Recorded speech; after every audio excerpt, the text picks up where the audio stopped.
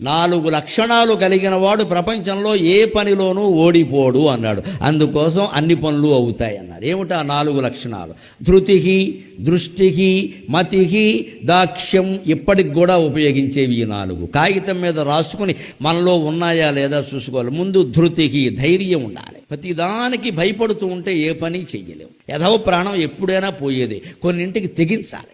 ఆ ధైర్యం లేనివాడు ఏ పని చేయాలి. అన్నింటికీ భయపడతాడు. అన్నింటికీ తోడు కావాలి. ఎవరో 4 ఉండాలి. ఎవరు ఉంటారమ్మా జీవితాంతం తోడు? అంటే మనమే ధైర్యం తెచ్చుకోవాలి. ధృతికి, దృష్టికి అంటే ముందు చూపు ఉండాలి. మతికి, మేధ అంటే తెలివితేటలు. పని చేస్తున్నామంటే తెలివి ఉండాలి. ఆ తెలివి లేకపోతే పని నాశనం అయిపోతుంది.